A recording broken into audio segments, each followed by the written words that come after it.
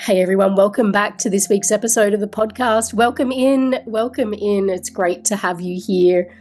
I'm really excited for this episode because we're going to be talking about the roles that we've learned to play, particularly as women. The roles that were kind of inherited, that were given to us, that really were established in our families and societies. But more than that, right? And you guys know that it's like, we're not just stopping there. We're going to go deeper. We're going to specifically look at the shadows that lie beneath those roles because many of you know this is like coming into sharp focus, if I can just say, in my own life, like the last 12 months in particular, because many of you know I spent 18 years abroad living in London in the UK.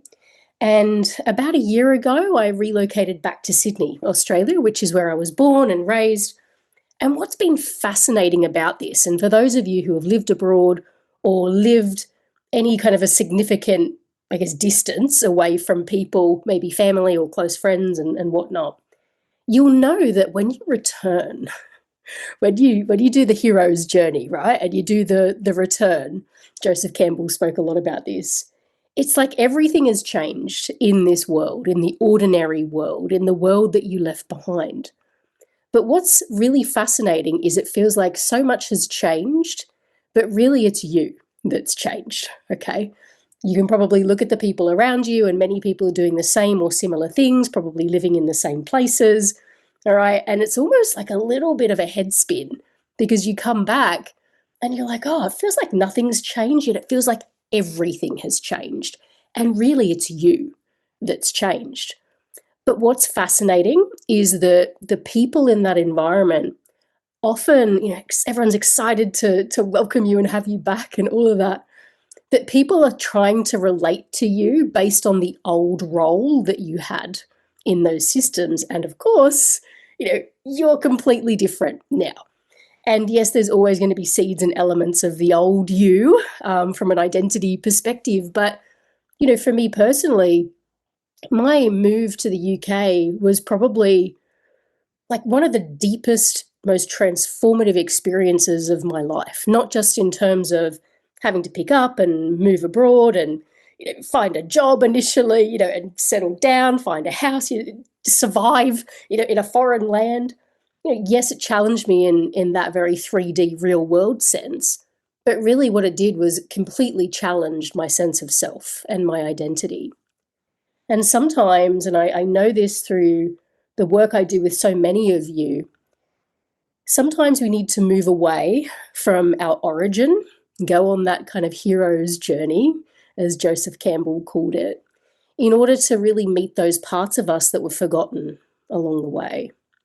And that's kind of what inspired this episode today, as I was kind of thinking about some particular friendships and relationships that I have here and how they kind of feel a little awkward in some ways because people are relating to me based on the old me, if you want to call it that. And I've changed so much. And often when we move away and we do the work, and whether we've moved away or not, but anyone who's been on a period of intense personal work, psychological work, shadow work, you just know that things really do shift. And and that's kind of the story and the background that I want to bring today. And also, just for the astrology geeks, because I know that there are many amongst you who listen, the last 16 years or so, Pluto was also transiting conjunct many of my Capricorn placements. So my Sun and my Mercury, my Vertex, and it's moving into all of my Aquarius placements now. But it's like this kind of complete and utter transformation of my identity, my emotions, my work, my career, my place of living. All of it has been completely upturned. And no, of course, we can't just blame the planets, but there's been this period of intense transformation. And what it's really caused me to look at is obviously the roles that I've played, what I've noticed in my clients as well, and the roles that we were cast into in our families of origin. But most specifically, most importantly, is the shadow and what was really left behind as a result of that. So that's what we're going to do today. And what I'm going to be doing is, yes, sharing some of my own journey, but just sort of weaving in this work that I've been doing with women in my coaching practice, my broader practice just generally for the last 2 decades. All right, because there sort of comes a point, right? And I'm curious to know if you've reached this point too. But when you sort of start scratching your head, okay, and you kind of ask yourself, like, how much of the woman I am was actually authored by me versus what did I actually inherit? What were all of the conditioning and all of the shoulds and the coulds and all of those things that went into the identity that I built? Because I remember, and this was like really in my early 30s, I'm 45 now, but in my early 30s, I kind of felt like I know myself so much. Like I know who the hell I am. I know my personality. I understand my likes and my dislikes and all of that. And there's some real, people really value that. It's like, oh, Amanda knows who she is, right? Amanda's strong, she's capable, she's independent, she knows exactly who she is. But one of the real reckonings, I'd say, when I went through my spiritual development, my dark nights of the soul, I say nights of the soul, was that I didn't know shit, right? I thought I understood myself. And in many ways, by society's standards, I did. I ticked all these boxes and I, was all of these things, okay? I had all of these traits. But the thing that shadow work does is it completely upends your sense of self. It starts to really bring into sharp focus who the hell you are versus what did you actually just inherit that you've mistaken as your identity. Yeah? So we're going to get into that today because one thing I would also say is, I remember on my healing journey, I went to therapy for many, many, many years, over 10 years in total, a little part of my, UK journey. In therapy for a really long time and unpicked all of my traumas, all of my conditioning and maladaptive patterns and attachment styles and all of that sort of stuff. And I'm sure you've been on this journey too, all right? And all of this can be so, so useful. But what I found is it can also be really distracting. When I went through my big health crisis back in around 2012 or so, I've spoken about this story before, it kind of, everything just sort of came tumbling down around me and quintessential dark night of the soul territory, okay, and changed my jobs and, all of the things. But it was like, that was the trigger for me to really start questioning who the hell I was. Because it was like, all right, well, I need to go in, I need to talk about all the trauma. Okay, great, I get that. I need to go in, I need to talk about why I keep, quote unquote, attracting all of these relationships that just completely suck. All of that sort of stuff. And so there was this real attempt to kind of get to know myself. But really, what I found was that although doing so much therapy was so useful, I also did coaching and somatic work and all sorts of spiritual work and all of that. I was a real seeker for a really long time. And all of that was amazing, by the way. I'm not here to do any part of this journey down whatsoever, but I know that I came out the other side of that almost like rubbing my eyes, feeling better, feeling happier within myself, but still not knowing who the hell I was. Right? Yeah, I'd unpicked my trauma. Yes, I could see it clearly. Yes, I could make some peace with that. Yes, I understood my disorganized attachment style. Yes, I could understand all of these maladaptive patterns and all of the things. But what really healed me was shadow work. It was the thing that, and it has to be at the right time, but it was undoubtedly the thing that helped me when I was rubbing my eyes after coming out of all of that, that really helped me understand who I was.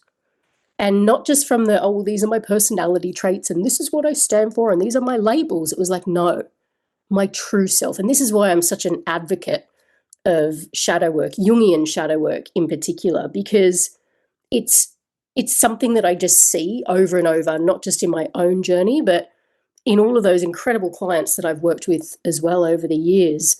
There's this pattern where people come out of therapy, they come out of all the somatic healing, they come out of all the retreats and still don't really feel like they know who they are, okay? And this is where women tend to find me, okay? They tend to find me at this point. And what I find is that a really useful entry point, like a front door, into shadow work is to start looking at the roles that we've played. Because all of those things I said before, patterns and attachment styles, and there's a really useful amount of information there, but sometimes it can just feel like we swirl around in all of that and we get so bogged into the detail. And I think that's necessary, but I also think where we begin to really start to approach this sense of identity and who we are is by looking at our roles, our casting roles, the roles that we inherited, the roles that we took on from our parents, the roles that we rejected from our parents, okay?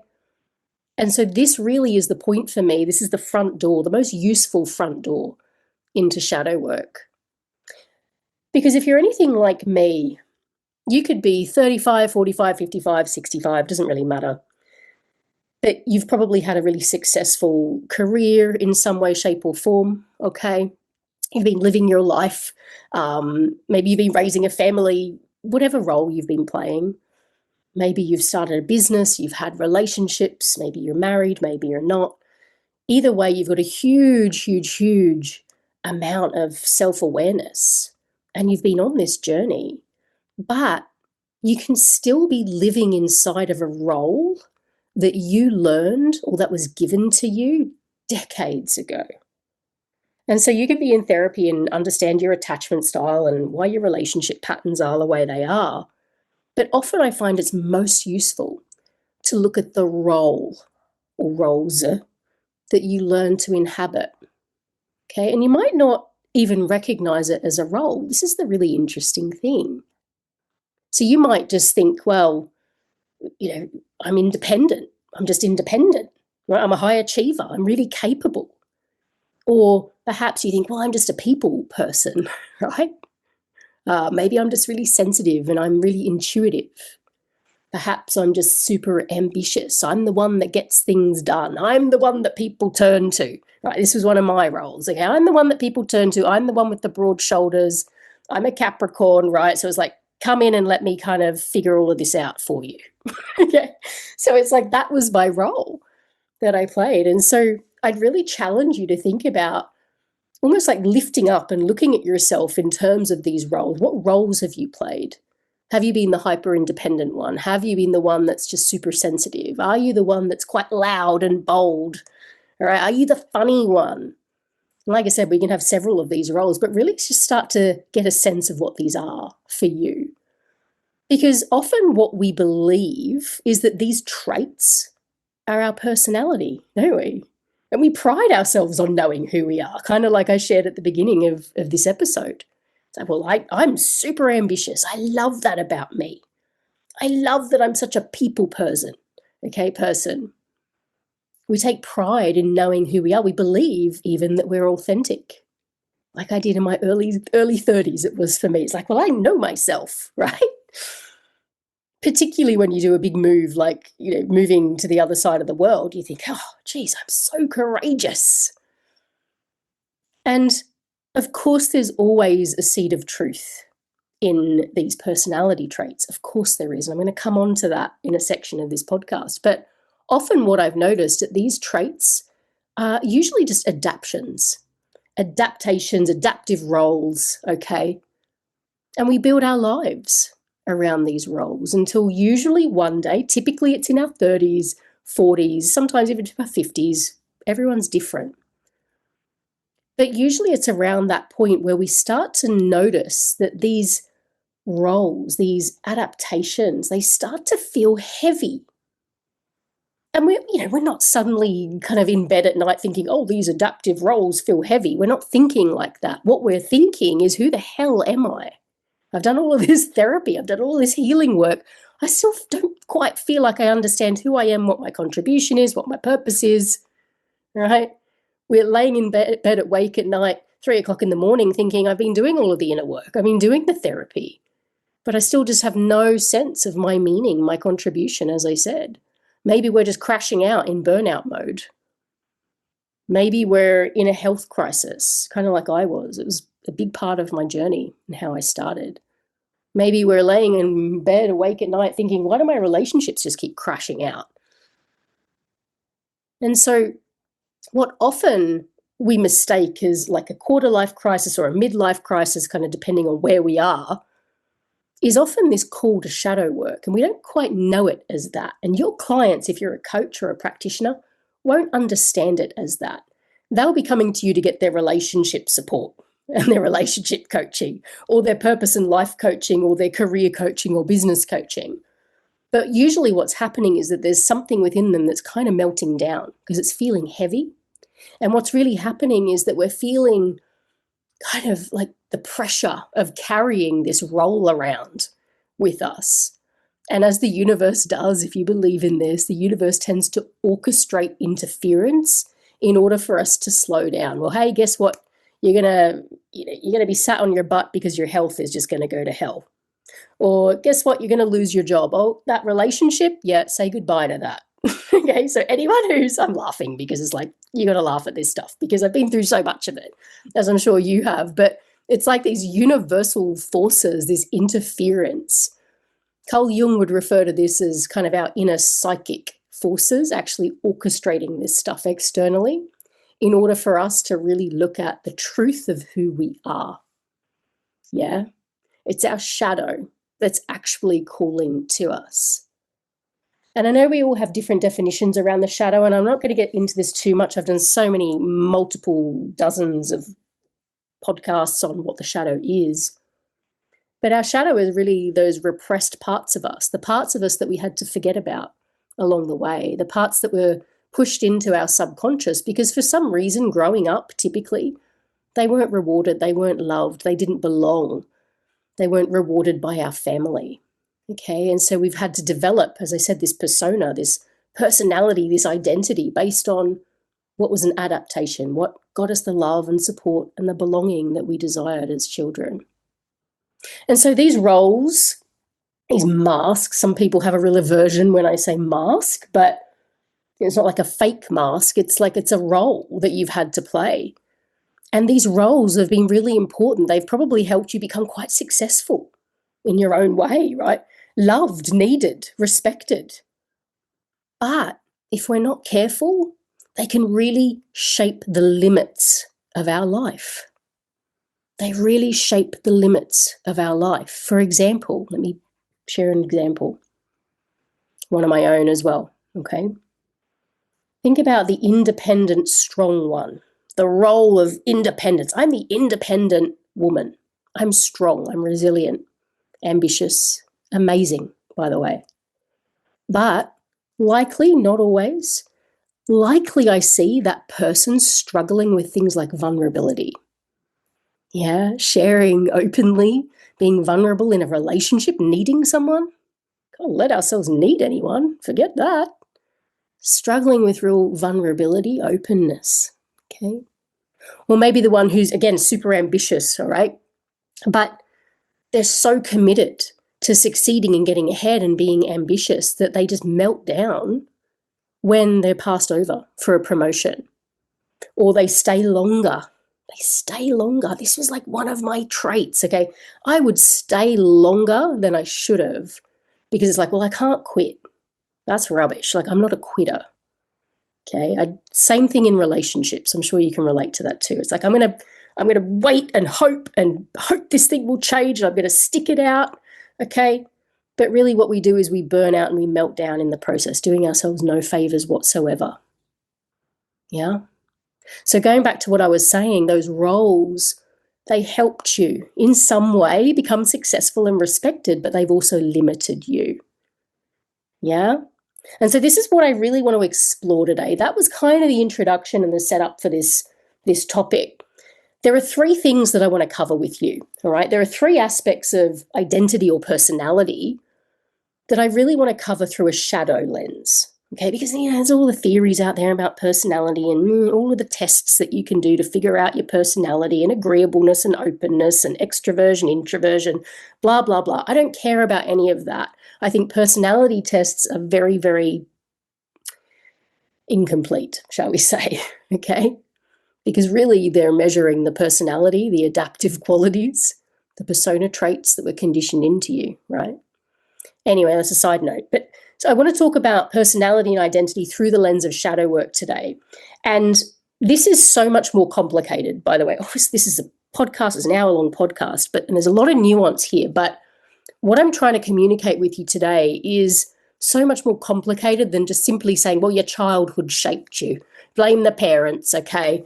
It's more than that. But let's get into some of the nuance, all right? So first thing that I want to say about these roles, this identity, this personality that we've developed, okay, is that these roles tend to emerge pretty early on and it tends to stick.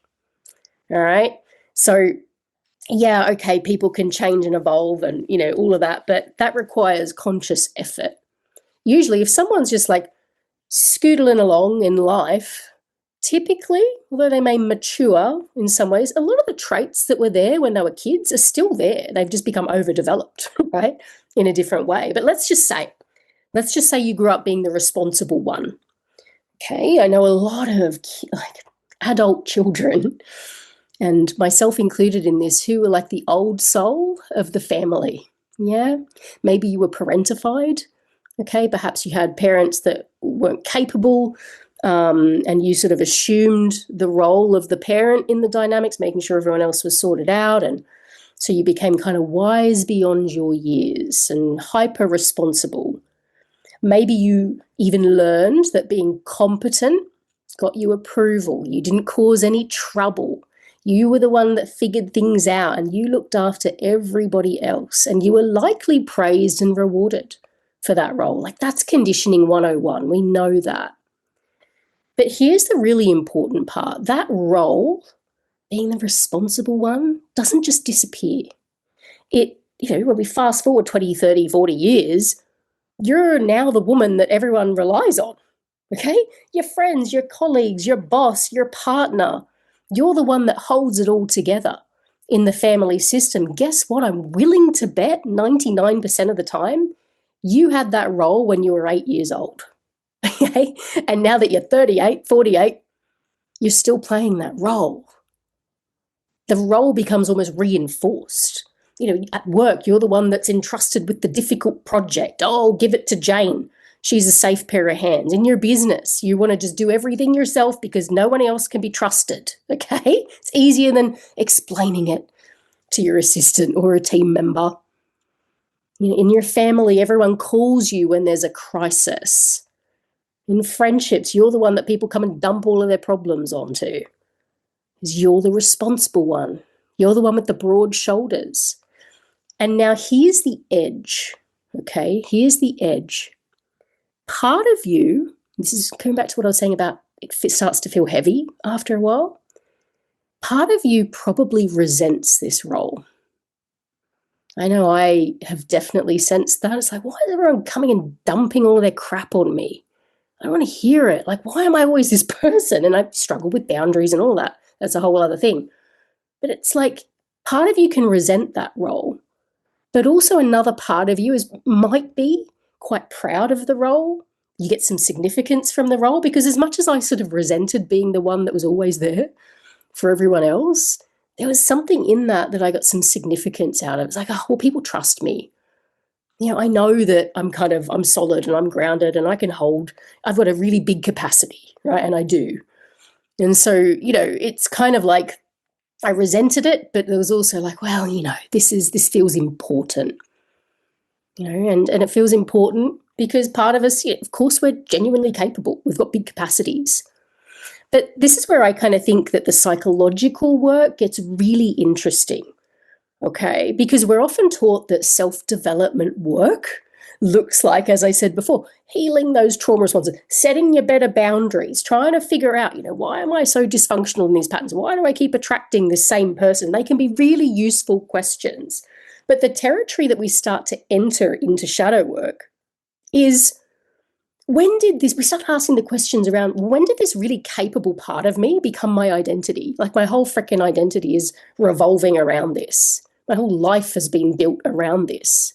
And more importantly, the shadow territory that we get into is, more importantly, what did I have to abandon in order to be this way?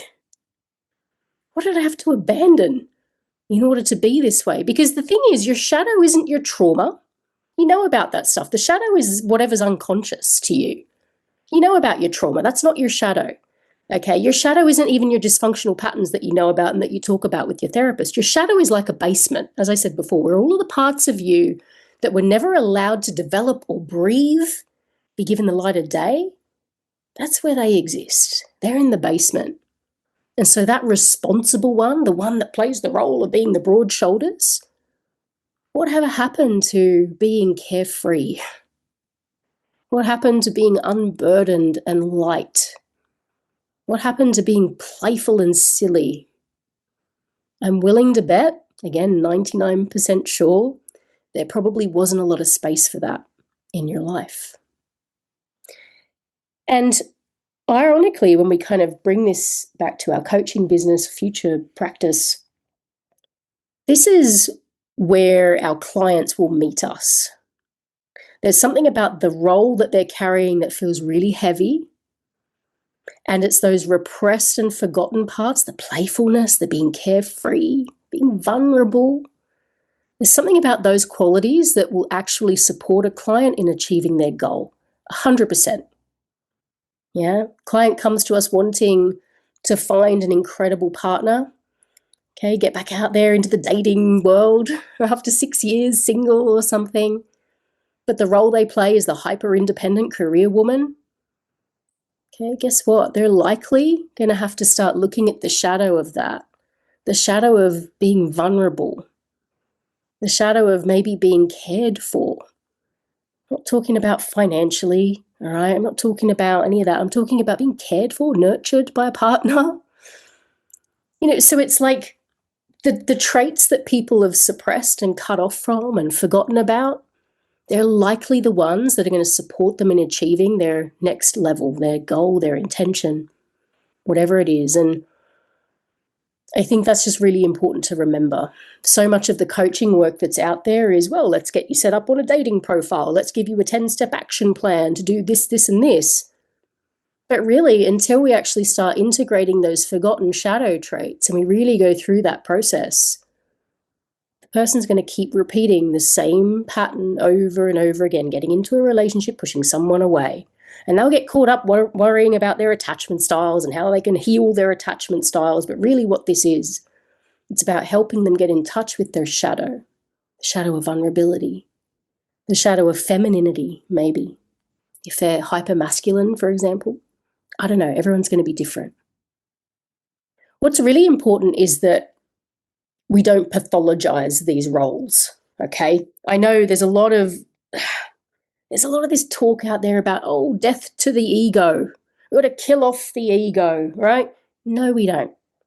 Your ego, the roles that you've been playing, the personality traits that you've developed are really intelligent and really clever. They helped you navigate your environment, as I said, helped you achieve some degree of success in your life. And, the problem is, though, that these roles, they don't disappear. They don't just we don't just outgrow them because suddenly we turn 18 and we're an adult. They continue operating long after the original environment that required you to play that role. They continue operating long after that environment changed. And it often meant, as I said before, that something, another trait, another aspect of you had to be shoved away into the unconscious. And this is where I want to start getting into the second part. And this is where there's some nuance. That role that you played may contain something real. And it contains something that you had to leave out. And I think this is where we need to be really, really careful, because it's very easy to turn this into, your family misunderstood you and you got stuck playing this role and you never agreed to that, poor you, or just throw off the identity, kill the ego, okay, kill it all off. I don't think that's psychologically nuanced enough. I don't think that's smart enough, if I'm honest, because sometimes the role that you played contains something that is genuinely yours, a seed of truth. The girl who was bossy, labeled as bossy, might actually have really strong leadership capacity. the girl that might have been labelled as intense too much, right, may genuinely experience life deeply. Maybe the one that was called sensible, the old soul, may genuinely have a strong capacity for responsibility. Okay? And so the question is, what's actually mine in this role? What's actually mine?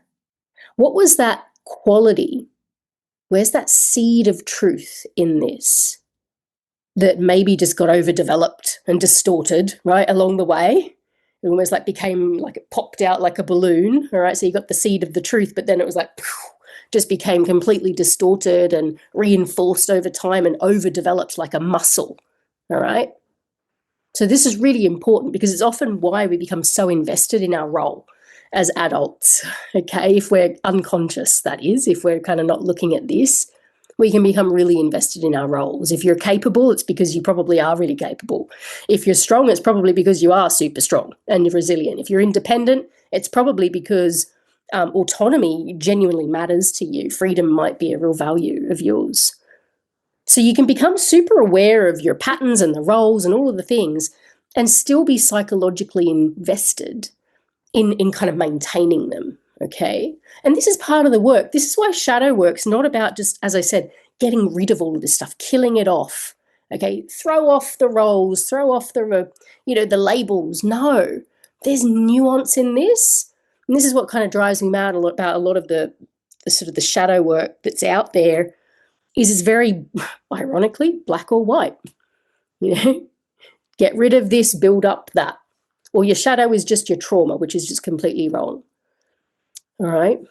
And what shadow work requires is nuance. It requires permeability.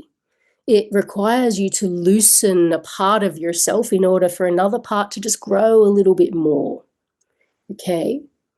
And so your patterns, your roles, we can become really invested in maintaining them. So although you might complain that everyone else relies on you, okay, you might also find it really difficult to let anyone else take over. You might want more intimacy, for example, in relationships, yet you keep choosing relationships where you don't have to be very vulnerable. Keep choosing the kind of the wrong person, the icy person, the one that's got the kind of the distance or plays the games, all of that sort of usual crap. All right. Maybe you want to be more visible, but you sort of also kind of edit yourself a little bit so no one can criticize you. That role gave you something. It gives you something still. Belonging, status, control, approval. And so, as I said before, shadow work's not about throwing all of that away at all. It's about being discerning enough to separate the gift, the genuine seed of that gift, from the adaptation, that overinflation of the quality. What's genuinely yours versus what kind of became overdeveloped. And this is what I want to talk about next. And I think kind of most importantly, to be honest, is what did you have to push out of your awareness in order to become this version of you? Because this is where we start to get underneath identity, where the role and the mask, the personality starts to loosen and the shadow becomes more visible. Maybe there's some anger underneath that niceness. Maybe there's some need underneath the independence. Got it? And so those exiled parts of us, which is what I'm going to get into next, these exiled parts contain qualities that you now need to reclaim. This is the call. When that role starts to feel really heavy, it's because you're almost like you're lopsided. Okay, you're carrying this like really freaking heavy role, but the shadow's kind of just tucked away and you're so invested in the role and you're reinforcing the role. And it's like, well, I kind of resent the role, but I also kind of like it, right? But it's like there's this other counterforce within you that is desperate to be seen. And this is the thing about the shadow. It wants to be seen. It wants to be known by you. And so we have that crash out moment in our 30s and 40s or 50s, which we think is just a midlife crisis. And really, it's the call to get to know the shadow. There's something very valuable in there, no doubt, that you learn to leave out. And so this brings me on to the third piece, which is the role that you inherited became a defense against the shadow. So let's bring this into the woman you are today. All right, let's really ground this. If you've built your identity around being competent, okay, you're the safe pair of hands, you're the one that everyone turns to, what happens when you don't know something? What happens when you're like, oh shit, no idea? And I'm sure you're very resourceful, okay, and you'll find out. But I'd encourage you to really think about the kind of the grasping that can happen in those moments where it's like, I don't know, I feel like on the spot here. I don't have all the answers. If you're the independent one, I've given this example before, but what happens when you actually need someone? What happens in your, not just your psychology, but in your body, in your energy? If you're the calm one, you're the people pleaser, you've played that role your whole life, what happens when you're absolutely furious? Feels weird, right? If you're the high achiever, what happens when you need to rest? This is one of my ones, right? I used to hate having to rest. I would resist it. I couldn't rest. Moments when I didn't feel motivated as well. It was like the world was going to end because I was so attached to being the achiever. A big part of my work was just learning how to rest and to allow that. Sounds simple, so I'll just go have a nap. No, that doesn't happen like that. All right. If you're the person that has it all together, what happens when life suddenly gets really messy? These moments, these little examples can feel so destabilizing, surprisingly so, surprisingly destabilizing. Because what they're doing is it's not just like a crappy life moment, they're actually challenging your identity. They're challenging the role. And as I said before, these are typically the moments where people find coaching, right? It's like, oh, suddenly it's like I'm finding that I need someone, and I want to be vulnerable. I want to be in a relationship, right? But don't quite realize that the role that they're playing is probably challenging that in many ways. They just think they need a better dating profile or to set better boundaries. No, there's something deeper than that. And this is where shadow becomes so not just relevant. It's like, it's the lock and frickin' key to all of this, because the shadow contains the aspects of ourselves that don't fit comfortably inside of that role, that identity that we've built. And so that woman that is endlessly accommodating, I work with a lot of pleasers, by the way, endlessly accommodating, putting everyone else above her, else's needs above hers, serving herself last, all of that.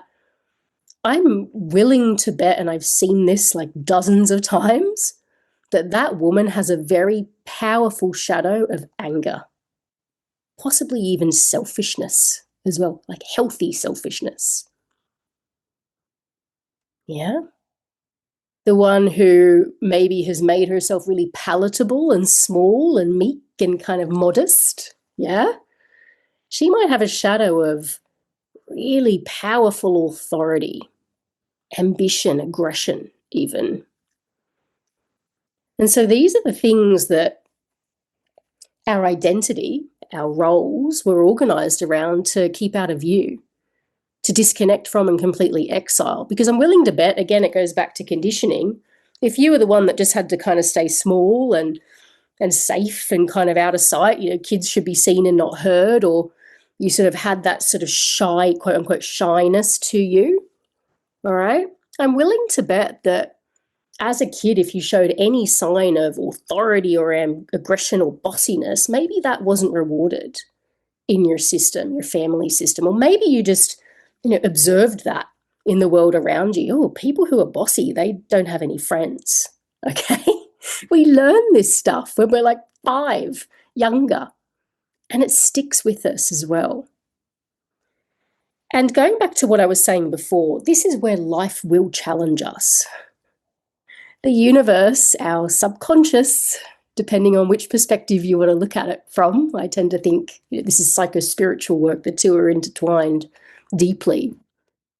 Life will challenge us. Your subconscious will challenge us. It will potentially even orchestrate external events so we can meet our shadow because it wants to be seen. Our shadow wants to be seen. It wants to be integrated. So if we are hyper independent, if we play that role, we will be challenged around our vulnerability. I know so many clients. This is, well, I don't know if it's funny or not, but in a bit of a dark way.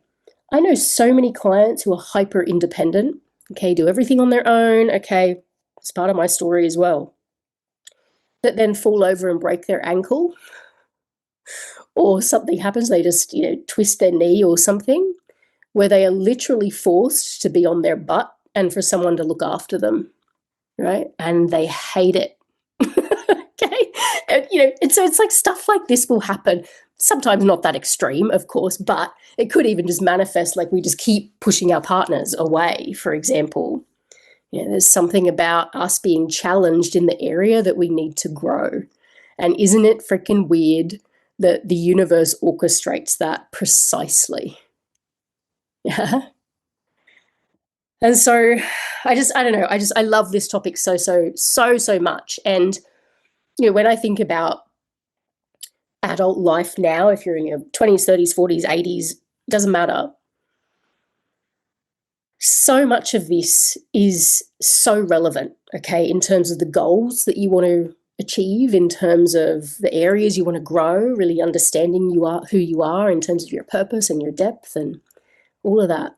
And really a big part of my work is I'm not actually interested in helping you spend years analyzing your childhood and your trauma. You've done all of that. That's not my job. That's not the capacity that I'm even working in as a coach, okay? I'm really interested, though, in what happens to these old kind of psychological structures, the roles, the shadows, and how they show up in the life that you're living right now. The business that you can't quite make visible, the promotion that you keep talking yourself out of, or the desire you keep rationalizing away, the woman that you become around certain people, the team where you always end up over functioning and doing everyone else's share of the work, the relationships where you end up becoming the caretaker. That's another big one. People who are very embedded in the caretaker role, the parent role as well sometimes too. It's sort of an extension of that find it really hard to put themselves first. These are the places, it's in these real life adult challenges. These are the places where that old role becomes really visible. And to me, as a coach and as someone who is just so into this shadow piece, and this is where I can start to see the shadow. All right. And this is where I want to help you to be able to see the shadow too, because you can't see it with your physical eyes, obviously, but you can't see it consciously. You need the mirror. Right? We can't see what we can't see, by what we can't see. By its very nature, the shadow is unconscious to us. And so a huge part of the work that I do with my clients is helping them to see the unseen, to develop this second sight. And this is why shadow work is so crucial, because there is a whole world. Carl Jung referred to it as the second personality. There's this whole psychological world operating beneath the role you play, the identity that you live. There's a whole world underneath that. All right. A lot of it was cut off. A lot of it was exiled because they contain capacities, they contain traits that maybe you've never fully learned how to inhabit, or they weren't rewarded. Maybe we still get the visceral reaction when we see someone who maybe inhabits those shadow qualities that we haven't owned in ourselves, and we're like, oh, who the hell does she think she is? Who's this moron? And we judge people, and a lot of that is because there's some shadow clues in there. Yeah. It matters. Seeing the unseen, learning to do that, learning to speak the language of the shadow matters, because it's otherwise just going to remain unconscious. You'll continue just acting from these roles. And the funny and really edgy and curious thing about the shadow is if you don't see it, if it remains unconscious, okay, and you don't do the work to connect with it, often it comes out sideways, right? The anger that you cut off from, for example, because you're the people pleaser, it's still there. And it's likely going to come out in like a little explosive temper tantrum. It'll come out sideways. And this is the thing with the shadow. It wants to be seen, remember? So it's like, well, hey, Jane's not doing any work to see and integrate me. So guess what? I'm just going to kind of come out sideways here, and she's going to lose her shit at her family. Okay? The healthy selfishness that you weren't allowed to develop or inhabit, it's still there. It's still there. And it's probably showing up in something like exhaustion because you can't say no, right? And you're running yourself ragged because you're the pleaser. Okay. So this work really at its core is to become curious about what did you have to edit out? We don't have to get into the trauma or the circumstances around why you've done all of that. What I'm interested in is how this is playing out now in these real world adult situations. Okay, because otherwise we get sucked into a lot of personal development work where we almost learn to be better at the role. Have you noticed that? This is the other weird thing. We learn to become better at the role, to become a shinier good girl, to become a shinier and better high achiever, to become a more organized high achiever, okay? To be almost more impressive in the role that is secretly exhausting us and feels really heavy. But, the fact that you feel exhausted and really heavy just means that you need better time management. What nonsense. You're exhausted and heavy because there's a part of you that's unconscious that wants to be integrated. Otherwise, you'll keep kind of shining up the roles and perfecting the persona mask, all right? Versus really integrating what's calling you. And so this is where we begin with my upcoming program. I want to tell you about this. I kind of alluded to this on our last podcast. It's been in development in the background. I have an upcoming program. It's called Shadow Medicine, which I'm so loving this name. It used to be called Electric Woman, but I've rebranded and re-updated some things. And so this is where we begin. We begin with the roles that you've been playing and the roles, frankly, that have been kind of playing you as well, right?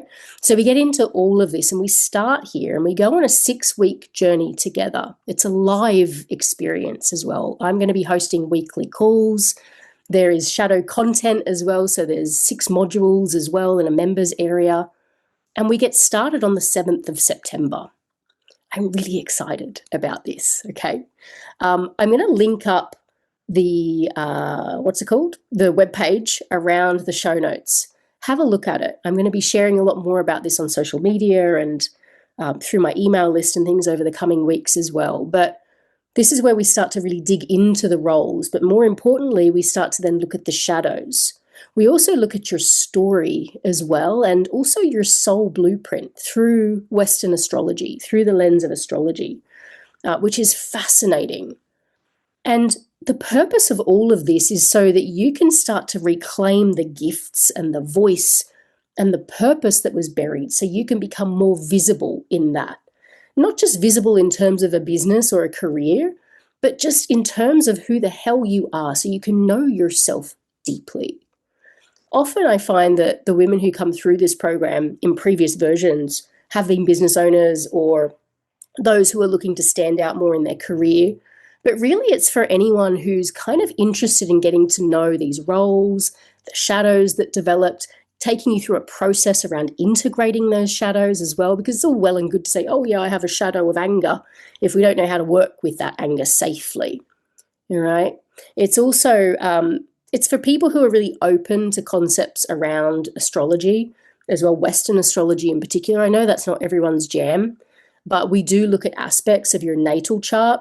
And I take you through a whole process around what that can reveal in terms of your shadow and hidden blind spots, soul growth, things like that.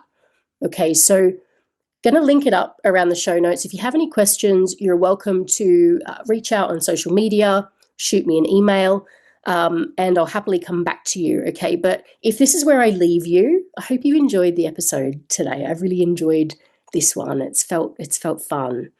Any questions, of course, reach out. And please do like this episode or share it with someone that you think could benefit. I love that, and it just really helps me get in front of people that are maybe new to my work as well. That really does help. Okay, until next time, take care, and we'll chat soon. Bye.